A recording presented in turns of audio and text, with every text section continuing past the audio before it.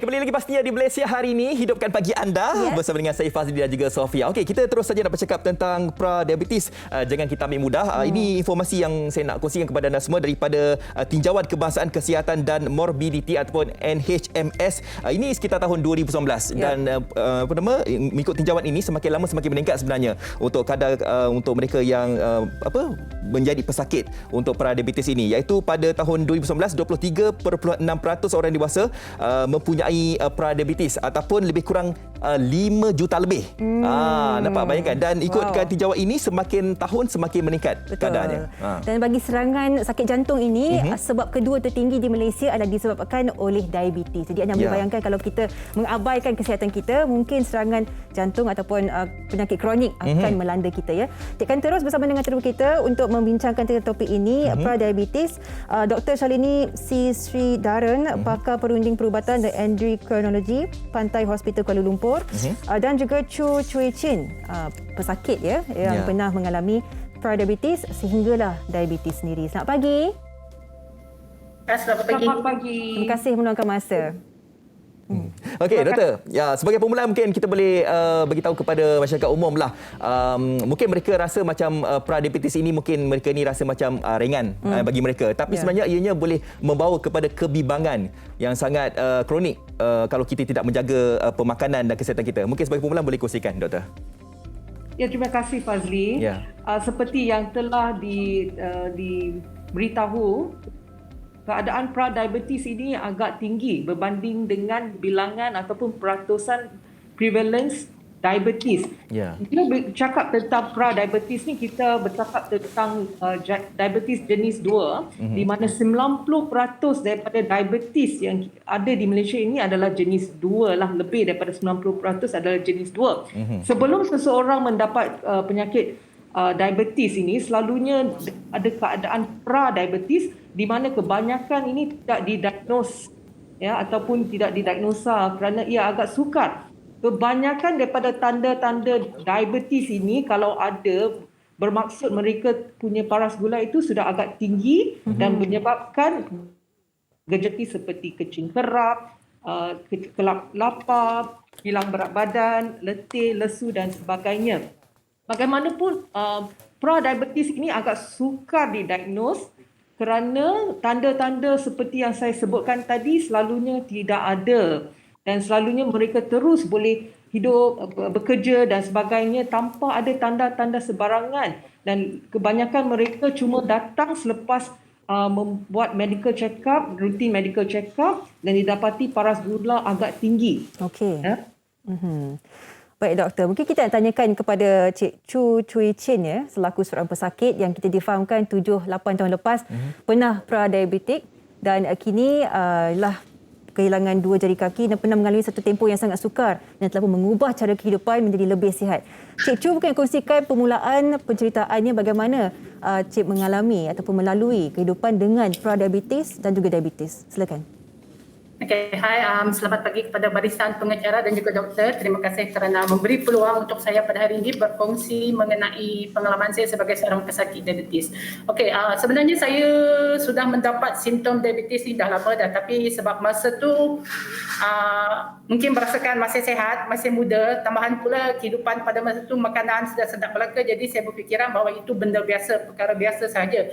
Tetapi walau bagaimanapun, persepsi ini berubah bila saya mula mengalami luka di jari kaki ya.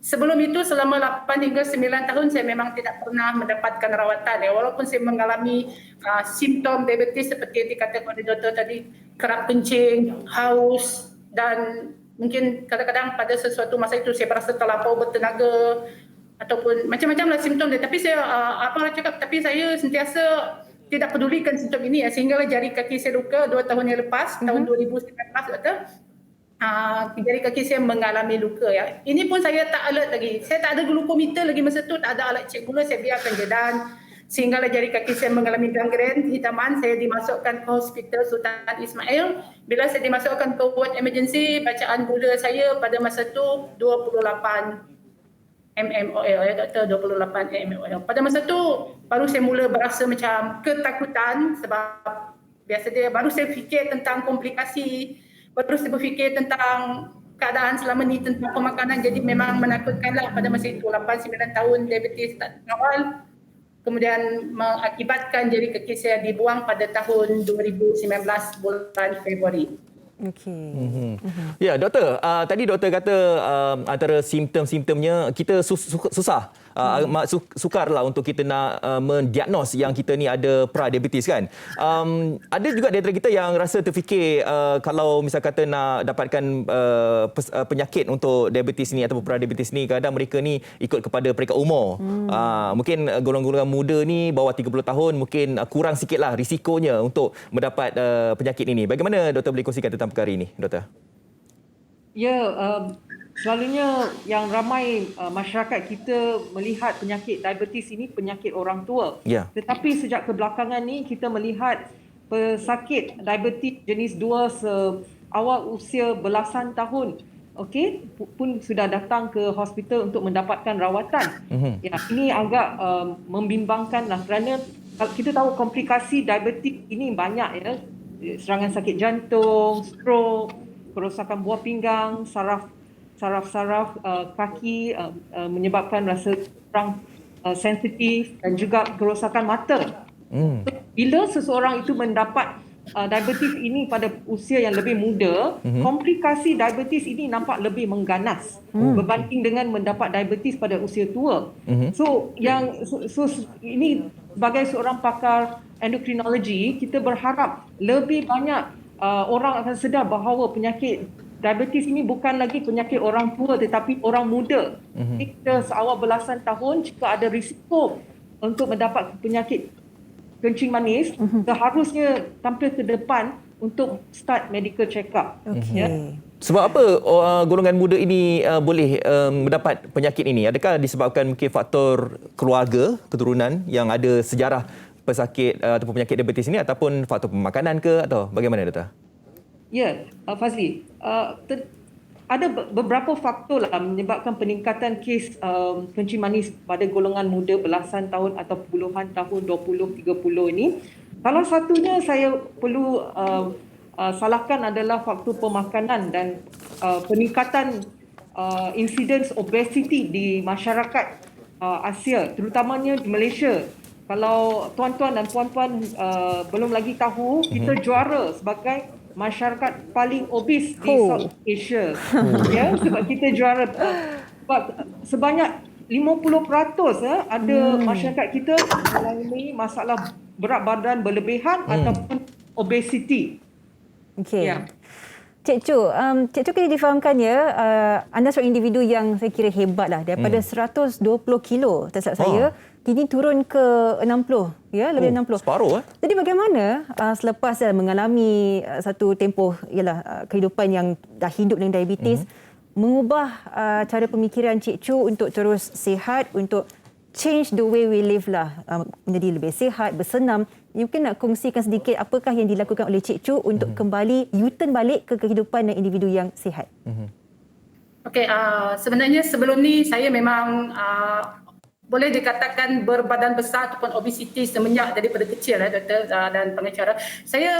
Berat badan saya dulu 124 kg. Tak kira bagaimanapun saya diet, bagaimanapun saya kawal makan, dia akan turun mungkin sampai 120 sebelum dia naik semula. Walau bagaimanapun sejak apabila saya masuk ke hospital dan dibuang 2 jari kaki ini mengubah persepsi saya mengenai diabetes ya, betul-betul menakutkan ya. Sebab bila saya dimasukkan ward, di dalam ward itu saya nampak pelbagai jenis pesakit lain yang ada yang hilang separuh kaki, ada yang hilang 2 kaki dan bermacam-macam jenis lagi. Jadi dari situ saya berazam untuk mengubah untuk mengubah saya punya pemakanan terlebih dahulu ya. Sebab saya berfikir, sebab kebanyakan dia kalau orang berfikir mereka kata ada ubat, ada insulin ya doktor, jadi mereka boleh makan apa sahaja. Sebab ada insulin, ada ubat, tak apa, kita boleh makan apa sahaja. Tetapi saya tidak begitu ya.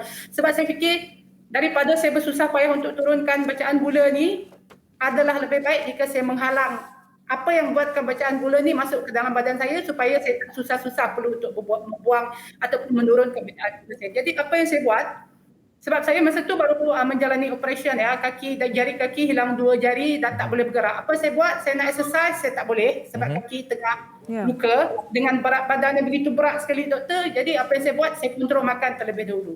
Apa yang membuatkan bacaan gula naik, apa yang membuatkan segala-galanya boleh naik tentang gula ni, saya stopkan dia daripada situ. Dan satu lagi, saya tak pernah culas makan ubat ya. Apa ubat yang doktor bagi, saya makan ikut masa, saya tak pernah culas. Sebab saya tahu ubat ini akan membantu. Jadi di samping makan ubat, saya juga kawal makan ya pada masa itu. Komitmen. Jadi kemudian komitmen dan disiplin itulah saya kira sangat-sangat penting. Syabas kepada Cik Syu, menjadi inspirasi untuk ramai untuk kita mula bersenam dan jaga pemakanan jaga kita. Pemakanan. Okey, baik. Terima kasih diucapkan kepada kedua-duanya. Terima kasih diucapkan kepada Dr. Shalini dan juga terima kasih juga ini berkongsikan kisahnya lah kan. Terima kasih kepada Cho Chui Chin di atas masa yang diberikan. Baik, terima kasih kepada kalian berdua. Terima kasih. Kekal selamat, kekal sihat ya semua. Jadi itulah dia, kesedaran awal itu sangat-sangat penting lah ya. Saya nak beritahu ini kalau ada di antara anda yang kadang-kadang kita ni ada sakit kencing manis dah tinggi, kadang-kadang mereka ni suka ambil suplemen. Suka ambil herba-herba tu buat sebelum jadi. Boleh. Bukan dia tak boleh, tapi kena dapatkan nasihat daripada yang pakar. Boleh ambil tapi kena dapatkan nasihat. Jangan kita ambil sebarangan kan. Kita takut. Yalah, komplikasi buah pinggang pula. Betul, ada komplikasi lain. Okey.